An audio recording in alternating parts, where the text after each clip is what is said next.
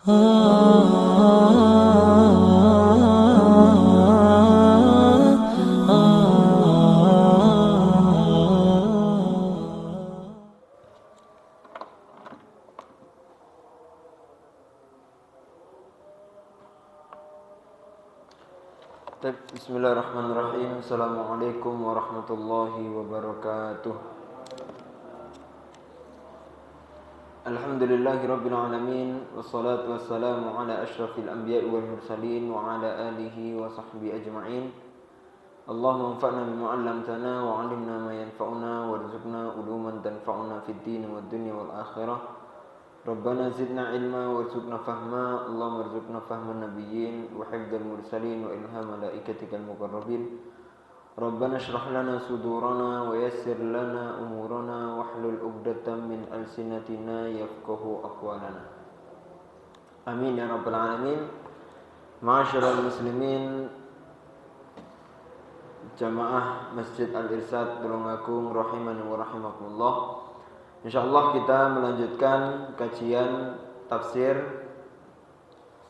tentang tafsir Al-Quran. Kita sampai di bab atau sampai di surat Al-Baqarah ayat yang ke-110.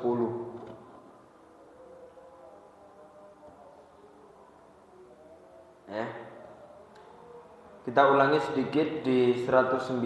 Allah Ta'ala berfirman, A'udzubillahi minasyaitonirrajim. Wadda katsirun min ahlil kitab. Banyak di antara ahli kitab yang menginginkan sekiranya mereka law yaruddunakum min ba'di imanikum kuffara. Jadi ahlul kitab Yahudi dan Nasrani itu menginginkan agar mereka dapat mengembalikan setelah orang-orang yang beriman itu mendapatkan keimanannya atau kembali menjadi kafir.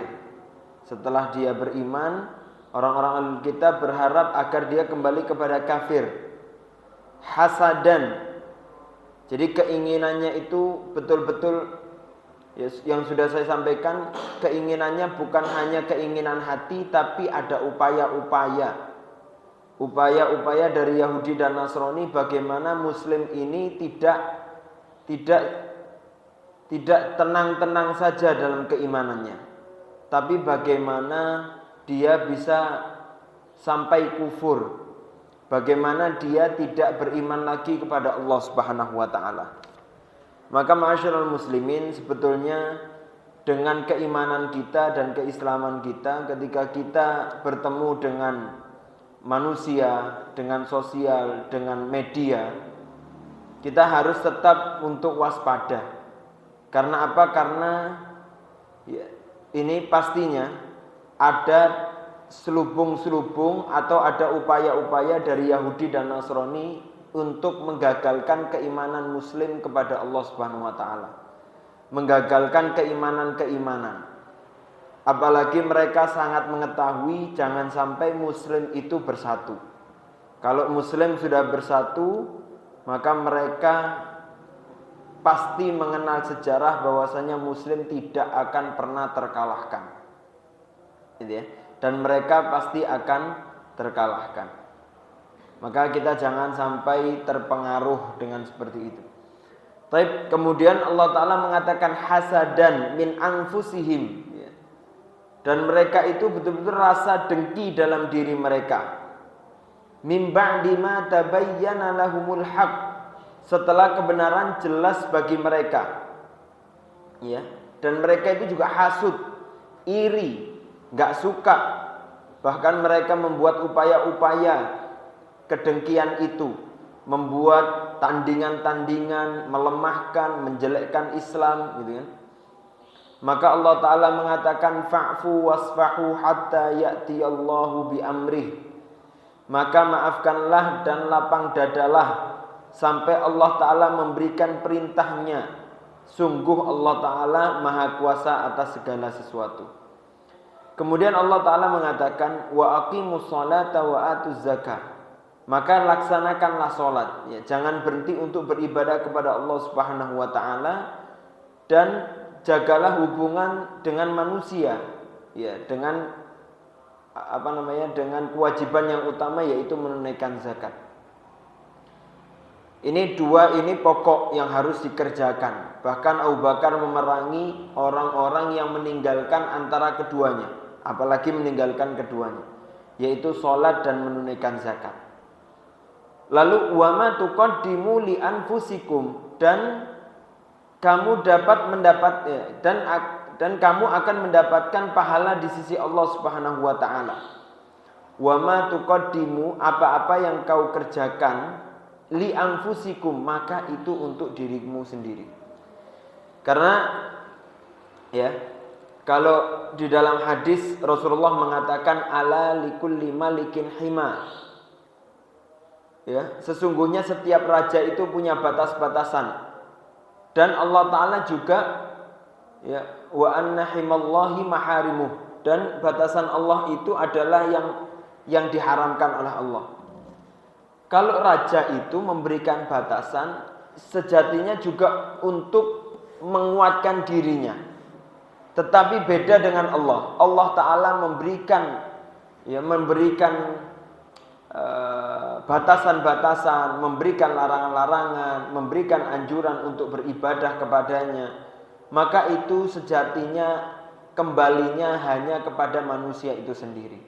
Karena Allah Subhanahu wa taala terbebas dan Allah Ta'ala itu maha kuasa. Jadi kalau seluruh manusia ya semuanya satu dengan keimanan atqarajulin minkum, ya, dengan keimanan atau ketakwaan orang yang paling takwa di antara manusia yaitu Nabi Muhammad, ma yazidu min mulkihi syai'a, tidak menambah dari kerajaan Allah Subhanahu wa taala apapun. Ya, berarti kalau kita ini ibadah itu murni untuk kita, dikembalikan Allah Ta'ala kepada kita. Dan kalau keburukan pun ya, bahkan Allah Ta'ala, kalau kalian kumpul semuanya untuk berbuat keburukan afjar ya,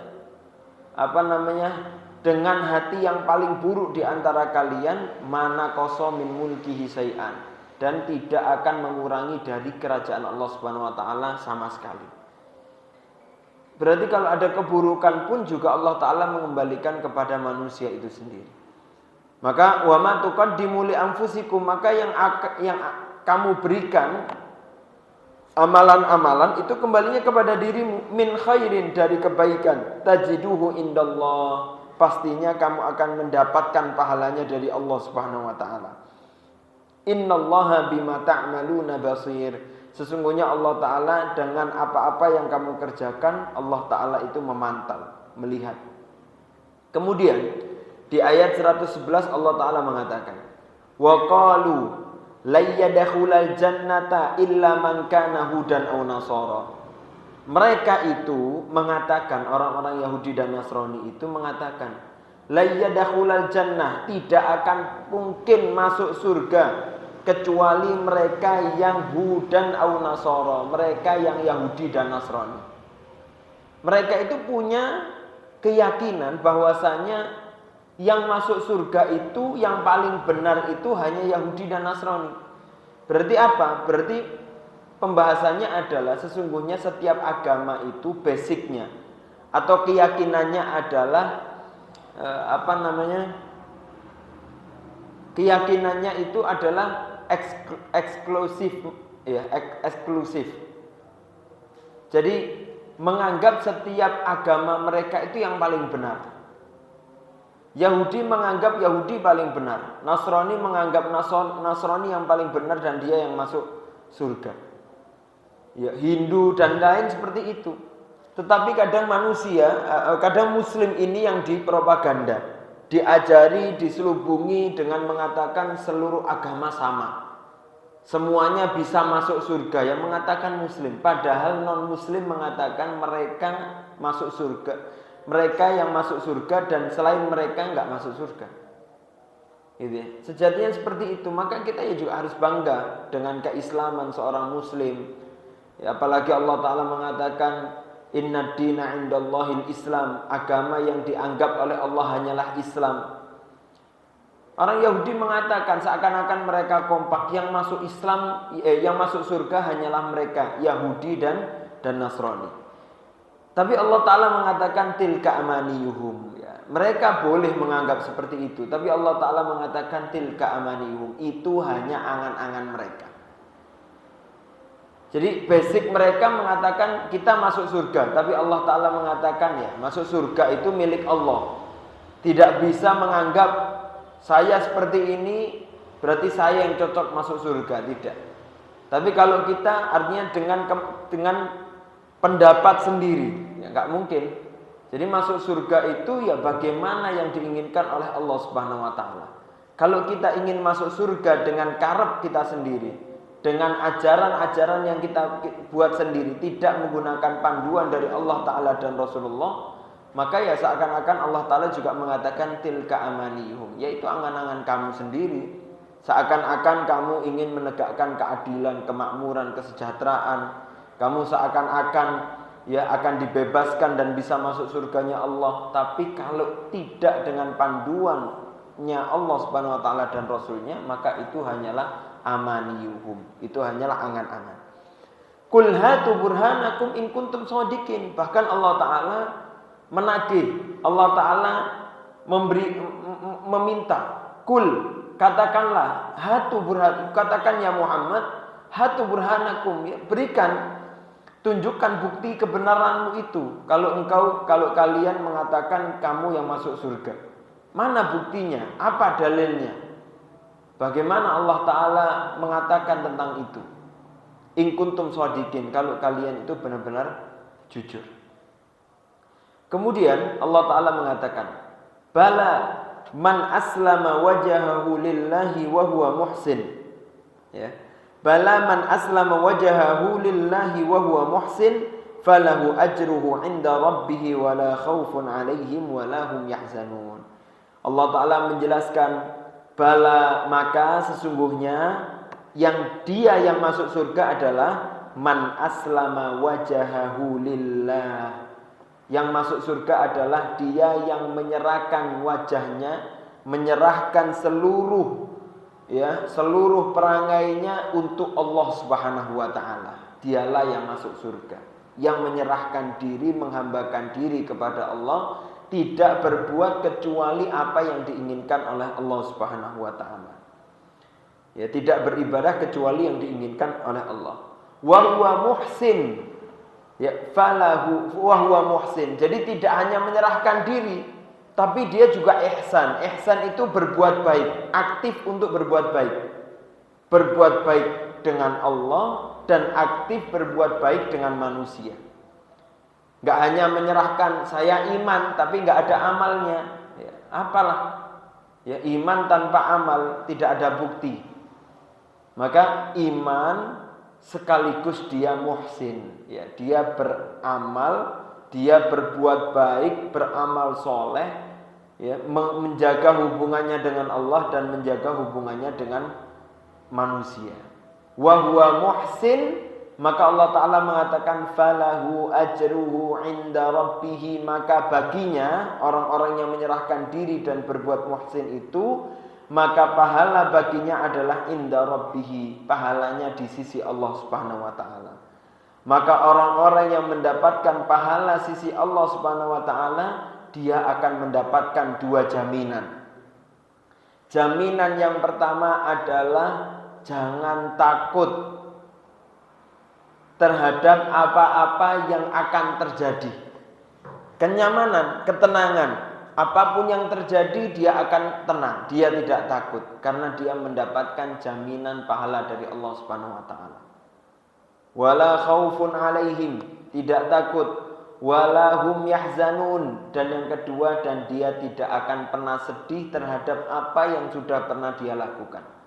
Sesungguhnya apa yang pernah dilakukan adalah sejarah, pelajaran yang bisa diambil hikmahnya. Kebaikan yang perlu dilanjutkan dan keburukan yang menjadi introspeksi diri untuk kembali berbuat yang lebih baik lagi.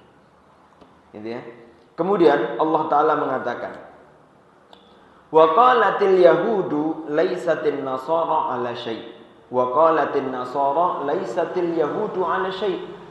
Kalau tadi kita berpikir bahwasanya mereka seakan-akan tahsabuhum jami'ah. Kita kira tadi mereka mengatakan wa qalu la yadkhulul jannah illa man kana hudan aw nasara. Orang Yahudi seakan-akan bersongkongkol untuk memerangi muslim, mengatakan enggak ada yang masuk surga kecuali kita Yahudi dan Nasrani. Padahal di kubu mereka sendiri ba'suhum bainahum syadid. Antara mereka itu keras. Ya, berat. Bahkan mereka tidak saling mempercayai. Orang Yahudi mengatakan Nasrani itu la syai' ala syai' ya. Wa qalatil yahudu wa qalatil yahud laisatin nasara ala syai'. Orang-orang Yahudi mengatakan Nasrani itu enggak ada apa-apanya, enggak kuat, ya, lemah, pemikirannya pendek, tidak berilmu, beramal tanpa ilmu. Orang Yahudi mengatakan Nasrani ini enggak kuat. Mereka menyembah dari anak. Orang-orang Yahudi menganggap Nabi Isa itu adalah anak zina. Naudzubillah. Ya. Dari orang Yahudi mengatakan apa? Mereka menyembah sesuatu, ya, menyembah orang yang hasil zina. Naudzubillah. Dan orang Nasrani juga mengatakan seperti itu. Wa qalatin nasara laisatil yahudu ala syai'. Nasrani juga enggak kuat. Orang Nasrani juga mengatakan Yahudi sebetulnya tidak kuat juga. Maka masa dia menyembah Uzair? Ya. Dia mempunyai ilmu, enggak ada amalnya. Dia melakukan sesuatu dengan keburukannya, dengan kelicikannya Yahudi. Maka sebetulnya mereka ini kalau memerangi Islam seakan-akan bersatu, tapi sejatinya mereka itu rapuh. Kuncinya sebetulnya satu, Muslim bersatu itu jelas-jelas mereka akan terlihat rapuhnya.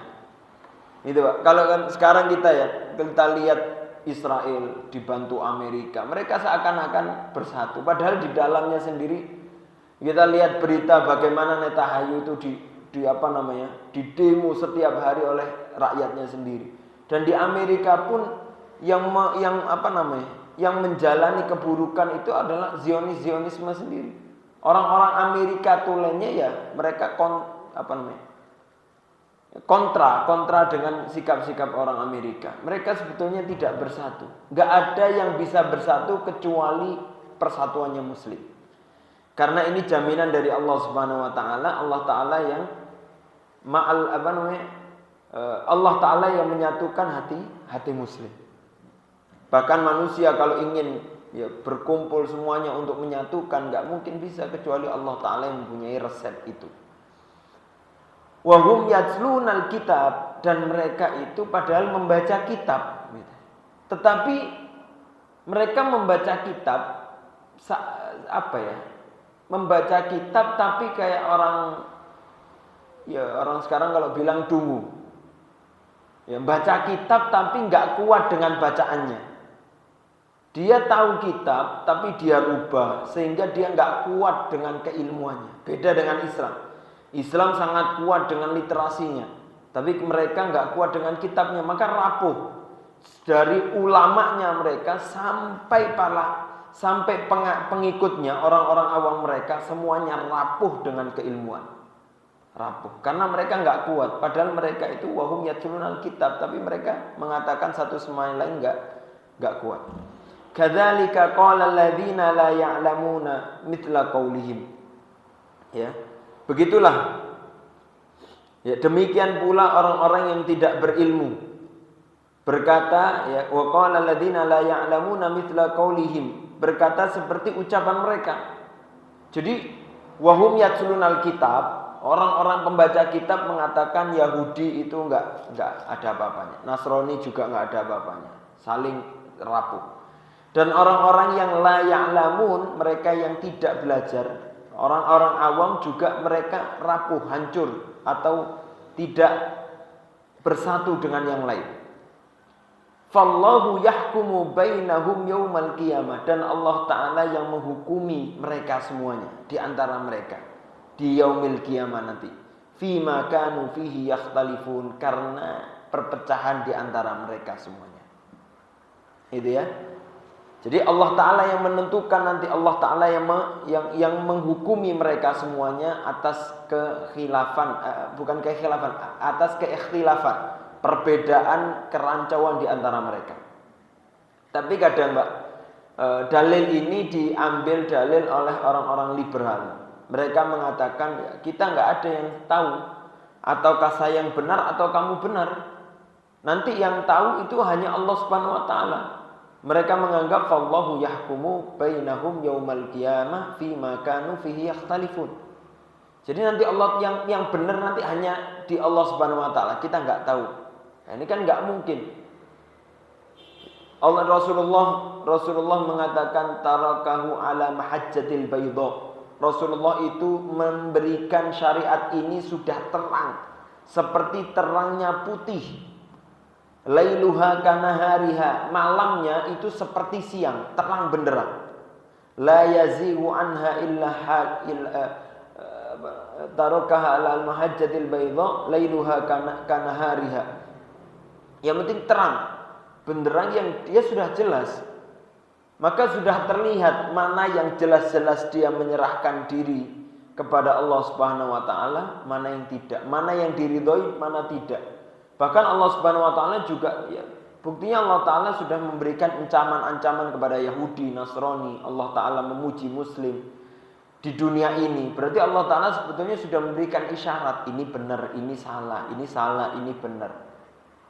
Dan di dalam hadis Arba'in kan juga dikatakan innal halal bayyin wal haram bayyin. Halal itu jelas, haram jelas. Ya enggak ada lagi yang samar-samar, enggak ada. Gitu ya, semuanya sudah jelas. Maka kebenaran pun sebetulnya sudah terang benderang. Gitu. Kemudian Allah Ta'ala mengatakan وَمَنْ أَظْلَمُ مِمَّنْ مَنَعَ مَسَاجِدَ اللَّهِ أَيُّذْكَرَ فِيهَا اسْمُهُ وَسَعَى فِي خَرَابِهَا. وَمَنْ أَظْلَمُ, dan siapakah yang lebih zalim daripada orang-orang yang melarang di dalam masjid-masjid Allah untuk menyebut namanya Allah Subhanahu wa Ta'ala dan berusaha merobohkannya. Maka ini na'udzubillah, sezalim-zalimnya orang adalah mereka yang melarang orang untuk berangkat ke masjid. Maka di sini kalimat mana'a masajida, ya, masajid. Allah Ta'ala menggunakan kalimat masajid, bukan masjid. Artinya di sini ada jamak. Maka ulama berbeda pendapat dalam tafsirnya. Ada yang mengatakan masajid di sini artinya seluruh masjid. Ya, seluruh masjid, keumuman masjid, maka termasuk Masjidil Aqsa, Masjidil Nabawi, Masjidil Haram, dan masjid-masjid yang lain. Karena banyak orang-orang dulu yang dilarang, orang-orang muslim ya di zaman Nabi, mereka dilarang untuk sholat di Masjidil Haram. Lalu Masjidil Aqsa juga ya di zaman Romawi ada muslim yang mau sholat di Masjidil Aqsa, maka mereka juga dilarang untuk sholat di situ. Maka Allah Ta'ala ini, para ulama menganggap masjid Allah adalah seluruh masjid. Tapi ada yang mengatakan di sini diturunkan kepada Nabi, maksudnya Masjidil Haram. Kenapa Masjidil Haram dinamakan masjid? Karena keagungan. Biasanya kalau ada satu, ya, dia bentuknya satu, tapi ketika digunakan dengan domir, ya, dengan domir jamak banyak, berarti menunjukkan keagungan. Kayak kita kalau bilang kamu kan ente, anta. Tapi kalau kita menghormati orang, mengagungkan orang, kita menggunakan antum. Antum padahal buat banyak orang, tapi kita menunjukkan ke satu orang, artinya pengagungan. Atau sebagaimana Allah Ta'ala mengatakan nahnu narzukukum. Nah, padahal Allah Ta'ala satu, tapi kenapa Allah Ta'ala menggunakan kalimat nahnu, kami? Apakah Allah Ta'ala banyak? Tidak. Maksudnya adalah nahnu, saya, tapi dengan keagungan, gitu ya, dengan keagungan. Maka di sini mana masjid Allah, Masjidil Haram dikatakan masjid karena keagungan Masjidil Haram. Dan di situ para ulama mengatakan karena di Masjidil Haram itu banyak ibadah-ibadah yang bisa kita lakukan. Contohnya sholat di antara sholat di makom Ibrahim, sholat di Hijr Ismail, sholat di Masjidil Haram gitu ya. Maka banyak ibadah-ibadah di situ, maka dikatakan masajid.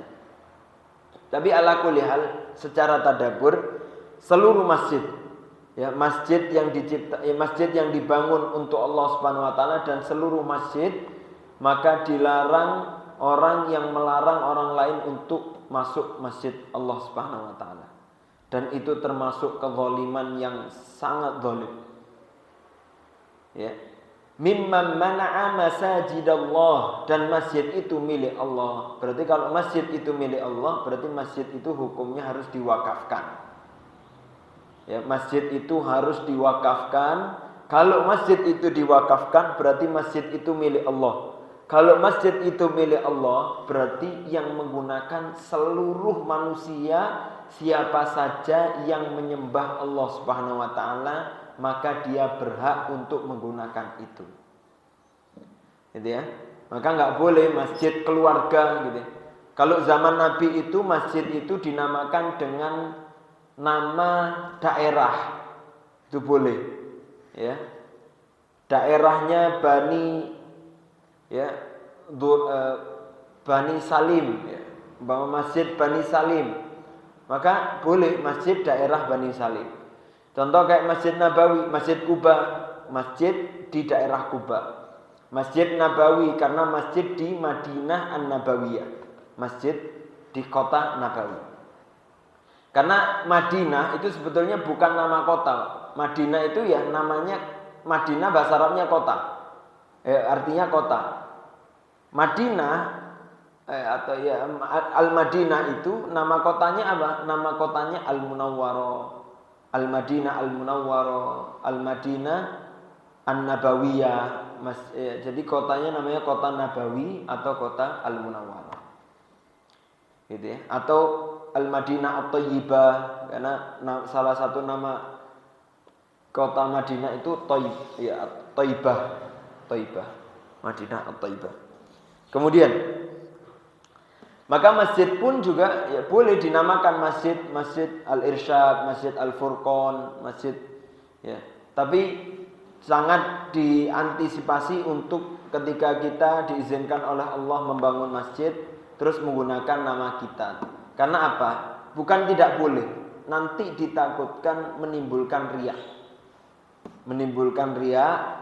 Nauzubillah kalau sampai itu menjadi masjid turun temurun hanya keluarga itu yang mengelola. Nanti takutnya ada fanatisme ya, fanatik. Kemudian mimman mana'a masajidallah an yudhkara fiha ismuhu wa sa'a fi kharabiha. Apa yang dilarang? Enggak boleh ke masjid untuk berzikir kepada Allah Subhanahu wa taala. Ya. Tidak hanya melarang orang, ya, tidak hanya melarang orang untuk ya gini. Melarang orang untuk ke masjid padahal orang itu untuk yudhkara fiha ismuhu, ya, untuk mengingat atau berzikir namanya Allah Subhanahu wa taala di dalam masjid itu. Karena masjid itu fungsinya ya untuk berzikir kepada Allah. Seluruh kegiatan yang niatnya untuk berzikir kepada Allah maka boleh dikerjakan di masjid. Ya, sholat, ngobrol, diskusi di dalam masjid boleh kalau untuk zikir kepada Allah. Apalagi sekolah, pendidikan boleh. Apalagi menyiapkan pasukan, membahas tentang negara di dalam masjid boleh, tapi dengan prinsip untuk meninggikan nama Allah Subhanahu wa taala. Maka jauh lebih aman itu sebetulnya. Gitu ya. Karena kita otomatis menjaga kehormatan masjid, maka yang disampaikannya pun insya Allah lebih terjaga untuk kebaikan-kebaikan. Makanya Nabi dulu itu seluruhnya aktivitas di masjid. Kecuali transaksi jual beli. Itu di depan masjid, di pasar. Tapi kalau selain itu, bahkan rumah sakit dulu juga di masjid, menyiapkan tentara juga di dalam masjid dulu. Karena lebih aman untuk mengingat Allah Subhanahu wa taala. Dan termasuk orang yang zalim, ya, dia adalah yang melarang orang ke masjid dan mereka yang berharap atau mereka yang wasa'a fi kharabiha, dia yang berantusias, ya, antusias untuk menghancurkan masjid itu. Nauzubillah. Ya. Masuk masjid biar masjidnya bubar, nah, itu nauzubillah. Maka jangan sampai kita membangun masjid dengan niat seperti niat bagaimana orang Yahudi membuat masjid diror. Bangun masjid bukan karena Allah Subhanahu wa taala. Ya, bukan bukan karena ketakwaan kepada Allah Subhanahu wa taala, tapi dia bangun untuk nandingi masjid itu biar jamaahnya lari ke kita semuanya, rebutan jamaah. Itu naudzubillah. Apa ya, itu juga termasuk sa'a fi kharabiha ini. Jadi bangun masjid berharap biar masjid itu hancur. Biar masjid itu fungsinya tidak ada. Hancur itu bukan hanya bangunannya, tapi fungsinya tidak digunakan lagi, itu termasuk kharab.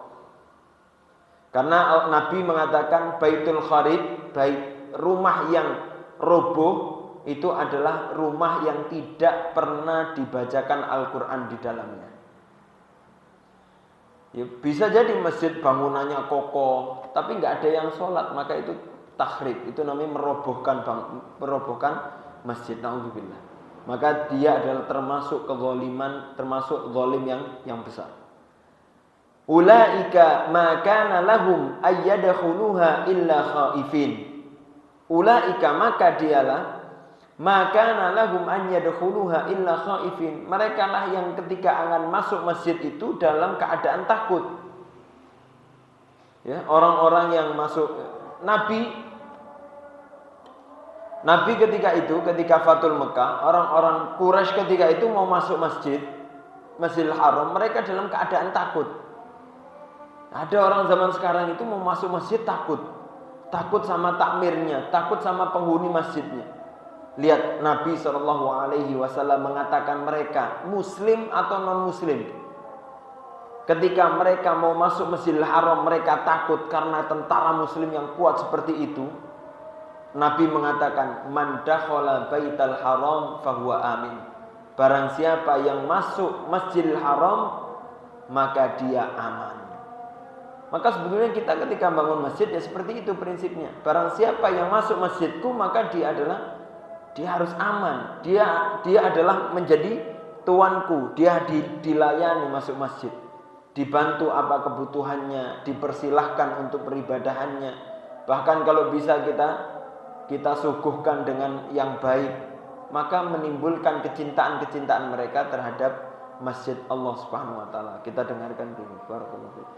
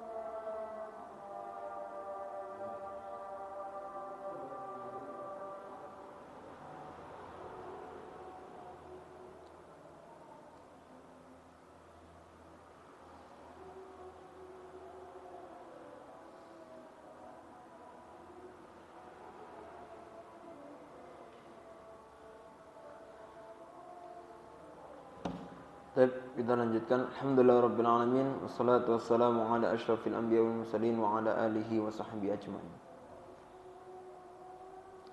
Di ayat wa man adlamu mimman mana'a masajidallah, bahkan dalam tafsir Muyassar dikatakan la ahad adlamu minal ladzina mana'u. Ini jadi orang-orang yang melarang orang ke masjid itu orang yang paling zalim. Bahkan la ahad adlam, tidak ada orang yang lebih zalim dari orang yang melarang orang lain untuk ke masjid Allah Subhanahu wa taala, untuk zikir kepada Allah Subhanahu wa taala. Nauzubillah. Maka jangan sampai membuat peraturan, membuat sesuatu yang sampai menghambat orang untuk ke masjid. Gitu ya.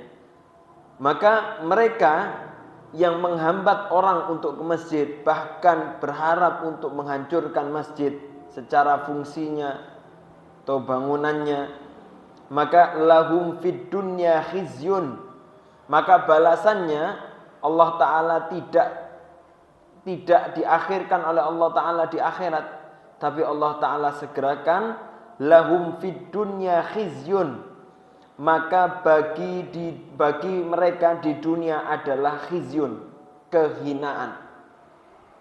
Ya, di sini dikatakan khizyun dengan menggunakan tanwin, ya, yun, khizyun, berarti sehina-hinanya, kehinaan yang besar. Di dunia mereka akan compang-camping, di dunia mereka tidak akan punya prinsip, di dunia mereka tidak, artinya dia akan dungu dan dia akan hina. Walahum fil akhirati adzabun azim, dan bagi mereka di akhirat adalah azab yang pedih, azab yang besar. Nauzubillah. Maka kalau kita fahami kebalikannya, berarti sebaik-baik manusia adalah yang bisa mengajak orang lain untuk ke masjid Allah Subhanahu wa taala untuk berzikir kepada Allah. Ya. Maka ayo kita ajak orang untuk dekat ke masjid Allah Subhanahu wa taala. Kita ajak untuk aktivitas banyak di masjid. Yang ngaji di masjid, pendidikan di masjid, atau di lingkup di sekitar masjid, biar mereka terbiasa untuk dekat dan hatinya mu'allaqah bil masajid. Hatinya itu terikat dengan masjid-masjid Allah Subhanahu wa taala, terikat dengan rumah-rumah Allah Subhanahu wa taala. Amin ya rabbal alamin. Mungkin cukup sekian, insyaallah kita lanjutkan di pertemuan selanjutnya, melanjutkan di tafsir Al-Baqarah ayat 115 yang walillahil masyriq wal maghrib, bagi Allah Subhanahu wa taala Tuhan timur dan barat. Jazakumullah khair, semoga bermanfaat. Minta maaf kurang lebihnya. Subhanakallah bihamdika asyhadu an la ilaha illa anta astaghfiruka wa atubu ilaik. Akhiran da'wan alhamdulillahirabbil alamin. Assalamualaikum warahmatullahi wabarakatuh.